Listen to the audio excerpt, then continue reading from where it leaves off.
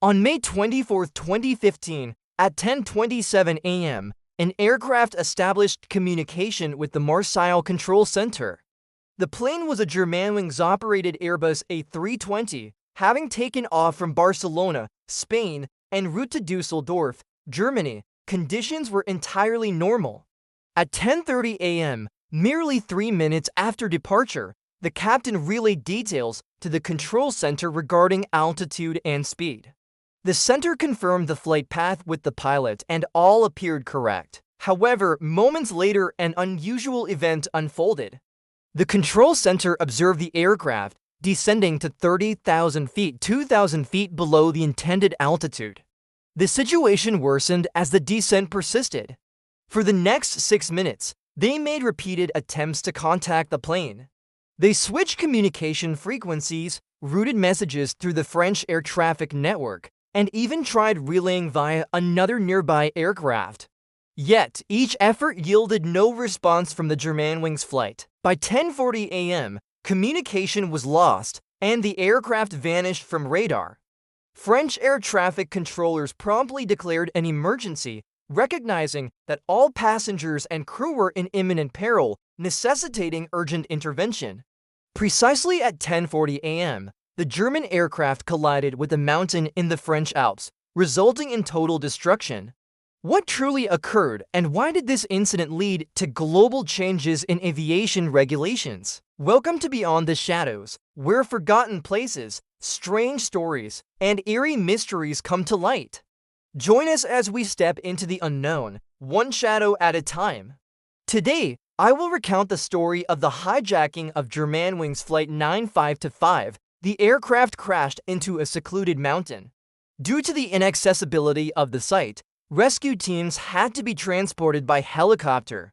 The plane was utterly demolished, fragmented into tiny pieces scattered across a vast area. Two flight recorders exist, one in the cockpit with the captain and another in the aircraft documenting the entire journey. These were recovered within the first week of the search. Despite damage, investigators successfully extracted the recorded data, allowing them to reconstruct events and determine precisely what transpired. This was no accident, it was undeniably a crime. The aircraft had been hijacked, though not by terrorists or criminals. Here's how it happened. After reaching cruising altitude post-takeoff, the captain exited the cockpit to use the restroom at exactly 10:30 a.m. The moment he left, the plane's altitude was abruptly altered. At 10 hours 30 minutes and 34 seconds a.m., the captain returned and requested cockpit entry, but the copilot refused to open the door. Stranded outside, he struggled to grasp the situation. His copilot had seized control of the aircraft. The critical issue was that re-entry was impossible. You might wonder, was there truly no way in? Not even by forcing the door. Let me clarify why. Following the events of 2001, cockpit designs were modified to safeguard pilots and planes from potential threats. Now, to enter, a crew member must communicate via intercom and press the square button on the door keypad, triggering an internal alert for the captain to grant access. The second method involves an emergency code that crew members can use in case of concerns or emergencies. When entered, this code triggers a 30-second timer, after which the door unlocks for only 5 seconds, making entry via this method equally challenging. You might wonder, what if criminals on board forced a crew member to reveal the emergency code to access the cockpit? For this exact reason, pilots inside can deactivate the code entry function, which is precisely what the copilot did.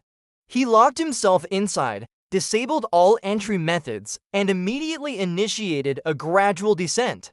The captain remained outside, helpless and uncertain of what to do. At 10:39 a.m., the cockpit recorder captured violent banging on the door, the captain exerting every effort to regain entry. But this door was engineered to resist hijackers and block any unauthorized access. In the final moments, all passengers, crew, and the captain realized they were facing certain death. Tragically, no one survived. All 144 passengers, For crew members, the pilot and the co-pilot lost their lives. Among the victims was an entire class of school children. Captain Patrick Sandenheimer, 34, was a father of two with extensive flying experience. In his last minutes, he fought desperately to save the aircraft and those on board. The lingering question is, why did the co-pilot do this? The co-pilot was 27 years old. From childhood, he had dreamed of aviation and joined the Lufthansa Flight Academy after completing his education. However, after a few months, he withdrew. He suffered from depression and treated it with antidepressants and other medications. Following months of psychiatric care, doctors issued a report declaring him recovered and fit. Months later, his student pilot license was reinstated, along with a medical certificate clearing him to fly. He resumed training until another issue arose. The academy required all students to submit a practical training application to the Federal Aviation Administration (FAA). In his application, he falsely claimed he had never been diagnosed with mental disorders. When his lie was uncovered, authorities recognized that falsifying an FAA application carried severe penalties, including imprisonment and a permanent aviation ban.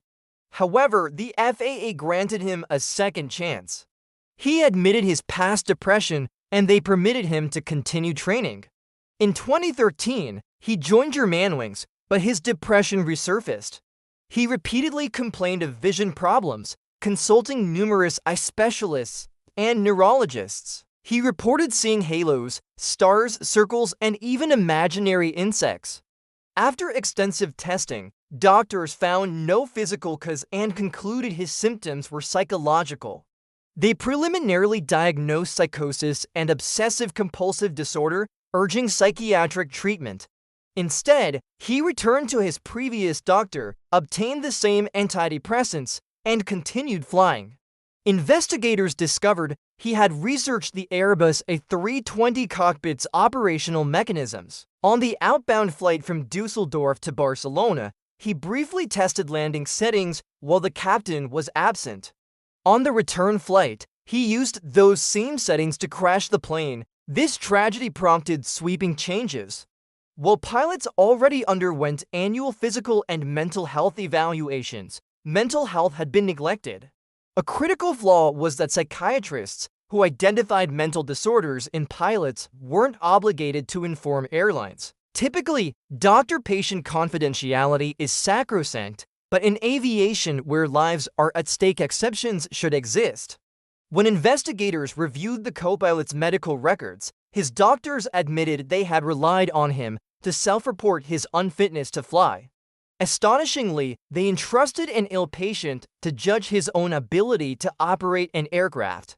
Moreover, the doctors argued that mental illness doesn't inherently make someone violent, and they couldn't predict such actions based solely on psychological conditions. Another major obstacle is that patient confidentiality is legally protected worldwide, especially in Germany. Enforcing global legal changes to mandate disclosure for aviation personnel would be immensely difficult. The solution, however, was brilliant and nearly eliminates the chance of recurrence. The Aviation Safety Agency mandated that the people must always occupy the cockpit. If the captain exits, the co-pilots must remain. If one co-pilot leaves, the captain stays with another. The odds of two individuals simultaneously experiencing psychological breakdowns with identical harmful intentions are astronomically low. Lufthansa, Germanwings' parent company, and the co-pilot's training academy initially relaxed this policy before reinstating the two-person rule after the crash. Germanwings later rebranded as Eurowings, so if you ever fly with them, you now know their history. Ultimately, Lufthansa compensated the victims' families financially. But can money ever truly compensate for such loss? No amount of payment can heal the grief endured by those left behind. This concludes today's story. Subscribe for more.